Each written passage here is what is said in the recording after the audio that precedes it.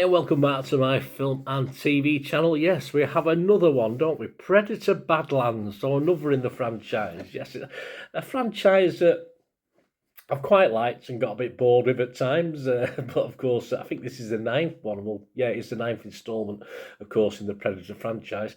But they're trying to reboot it a little bit. Of course, if you saw Prey, I think that was released about 3 years ago. Slight change in tack, of course, which hasn't gone down with everybody, but this is 107 minutes, a 12A certificate, and that puts a few people off. They like the horror element of the original, etc., so they get a bit put off by the more actiony adventure style that we get with, of course, this one, and of course we got with Prey as well, didn't we? It's directed by Dan Trachtenberg. Nick Shager of the Daily Beast said of it, the series' second best instalment, I assume it means after the very first one, and a rousing start to what appears to be a grand new franchise future. Hey, we'll have to see. But Peter Bradshaw from The Guardian is a fairly lone voice. He said, the sheer pointlessness of everything that happens subtracts the oxygen, and even Fanning's imperishable star quality can't save it. Yeah, I think Peter's been a little bit harsh. I think he's had a bad day there. But again, if he likes the original, etc., I can see where he's coming from. It is science fiction, fantasy adventure rather than science fiction horror now with this. But we'll check it out anyway. But I think Peter's generally in the minority on this one. Right, before we have a quick look, please, guys, hit those buttons. If you can hit the like button, that helps all the algorithms for the channel, helps me get out there. That'll be wonderful if you can do that. If you're still with us now, guys, please hit that like button. Subscribe if you enjoy the content, if you're not already subscribed. And of course, if you can spare me any of those hype points that come with YouTube now, you can spread them around. You don't have to give them one person. You can give them different vloggers and stuff like that. So if you got any to spare, guys, share the love. That'd be wonderful if you can do that for me. So the heart, isn't it? All that. Yes, I don't agree with doing stuff. What am I doing that for? I don't usually agree with that stuff. Anyway, any support will be wonderful, guys. We'll talk about other things later on after this little review. This stars, of course, Elle Fanning. She's got two roles in this. She's a synthetic in both roles, of course. One she's legless, and the other one she's got legs. But you'll know what I'm talking about if you watch the trailer or watch the films. Demetrius Schuster Kolomatangi is Deck, of course, the young predator that's been, a bit of an outcast, a runt. Yeah, that's what we call them, don't we? A runt. Yeah, sounds rude, that, doesn't it? It rhymes with something else, but we're not talking about that. Ruben de Jong is the father, very nasty. Mike Homick, Deck's older brother, the runt's older brother, and not too bad. Well, I mean, we talk about Predator and the fact that you're evil, but I mean, I think that proves that they're not, are they? The elder brother, it proves that they're not evil because of the way he tries to protect his brother. That's how it is. Robinal Narayan stars as Bud. Yeah, well, Bud's a creature, but obviously the voice of Bud. I don't know if he got dressed up during the filming and where they have all little things on them to make so they can sort of follow the animation and stuff like that, but anyway, he might have done, I don't know. This was released in the US on November the 7th. I'm doing this review on November the 9th, 2025. So check your territories here in the UK for availability. Right, I do like a good story. Now, there's nothing clever about this story. It's been done many, many times. I'm not a big action fan, as you know, if you've watched my channel. Pure action all the time, I'd get a bit bored with it. I need a bit of a good plot. But I thought the action adventure, I thought the CGI, I thought the effects were pretty good in this, and it kept me more than interested. And I say when you're rooting for the underdog, or underdogs, with the Predator and the eventual two sidekicks, the sort of pack mentality, sticking up for him, it sort of worked for me. It totally worked. I think it might have been 10 minutes perhaps too long. I wouldn't have minded a little bit less run time, about 10 minutes off, but it was still enjoyable anyway. Unlike its predecessor back in 2022, of course, Prey, the horror vibe has been lost a little bit. We've gone more, of course, this is a 12A certificate, as I said. We've gone less horror monster and more just action adventure, which, of course, is upsetting a few people. But what it does do, of course, and what people forget is that doesn't mean the franchise is dead as a horror thing. It can also go back and be complemented by darker versions, of course. So you still get the horror as well. If it's a franchise, I mean, if you're doing three, you could do a couple of more action adventure. You could do one real horror, and of course. Why not? It's open to that in the way that Star Wars can, you can make the Star Wars and all these different things being made, these offshoots, the Mandalorian and all this, and you can make darker versions. It doesn't make any difference, does it?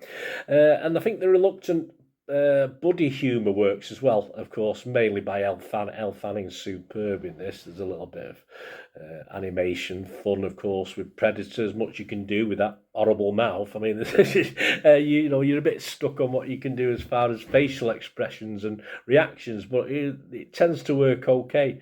But of course, Elle Fanning can sort of give full rein to the humour, and of course, as our three heroes sort of begin to get on with each other. It's a magnificent three, of course, rather than a magnificent seven.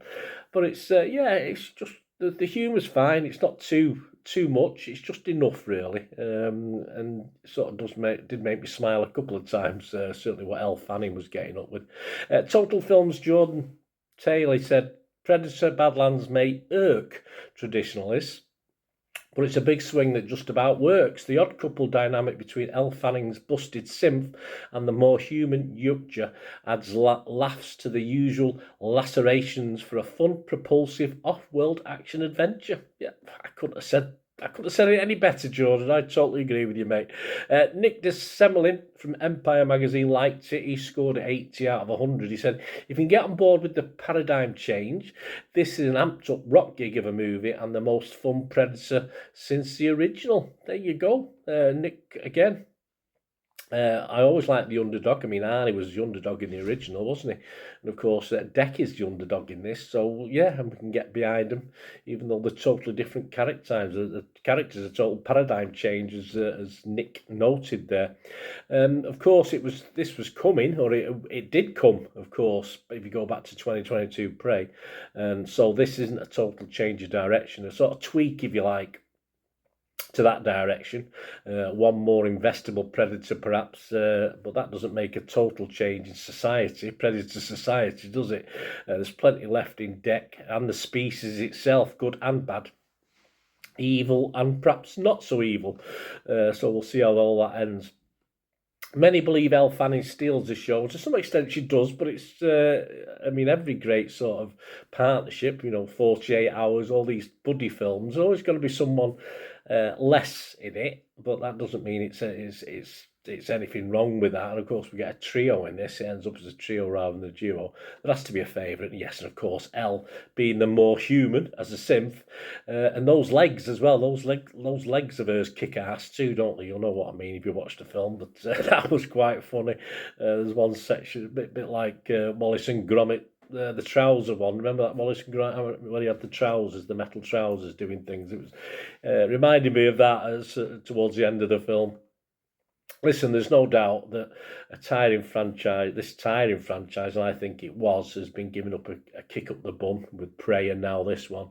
And it's gone more family friendly, of course. It's gone down to 12A. I'd certainly watch this with my, if I'd obviously, not that my grand could come round and watch TV with me or anything, but it's the sort of thing I'd love to watch with the grandkids. It's sort of appealing to a younger audience. And what do you expect? It's Disney, isn't it? Disney behind all this, so you'd expect that anyway.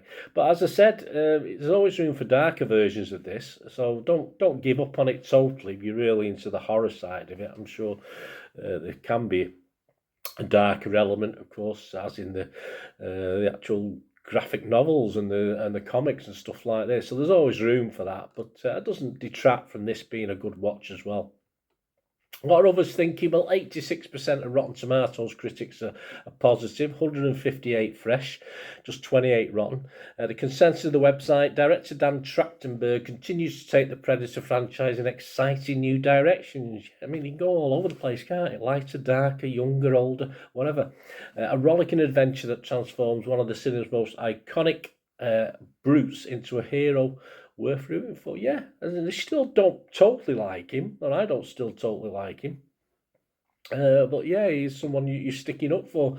Metacritic 71 out of 100, based on 40 critics. 28 were positive, 12 mixed. No negatives, of course, make that 29. Of course, I was fresh on Rotten Tomatoes as well. Rotten Tomatoes audience 4.6 out of 5. Metacritic users 6.2 out of 10. That was as high as 8 about 3 or 4 days ago when I first looked at this.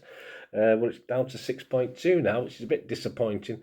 Internet Movie Database is consistent though. 13,000 scores and reviews, and it's getting a 7.6 out of 10.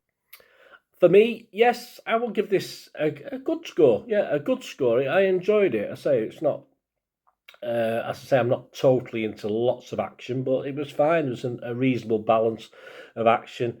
A fairly simple story, but it still give you people to stick up for. So I'm going to give this a 7 out of 10. So that's my score. Let me know what you think, guys. Great to have your views.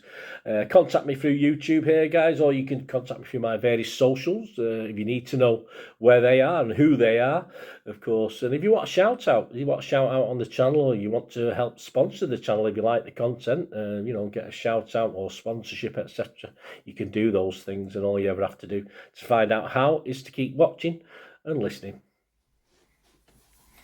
Hi again, hope you enjoyed the feature, guys. Thanks for watching. Please, if you did enjoy the content, please give us a thumbs up, and if you've not already done so, press that subscribe button. If you've not already subscribed, that'd be wonderful. It's free to subscribe, absolutely free. Also, check out my social media links if you want to follow me on TikTok, Instagram, X, Facebook. They'll all be in the description below. And my special thanks to supporters of the channel, yes, Piat6505, who have an eBay shop selling film and TV memorabilia, including posters, books, magazines. There'll be a link again in the comments section. And if you're into your football, don't forget my football stuff on Manchester City for general football fans, but mainly City fans, of course. Or if you know someone who might enjoy that, give them a kick in my direction. I'll be very, very grateful. And as ever, guys, comments on this feature is wonderful. Anything to do with film and TV, it's always very, very welcome. It's great to talk film and TV. I thank you guys for your support. Stay safe, everyone.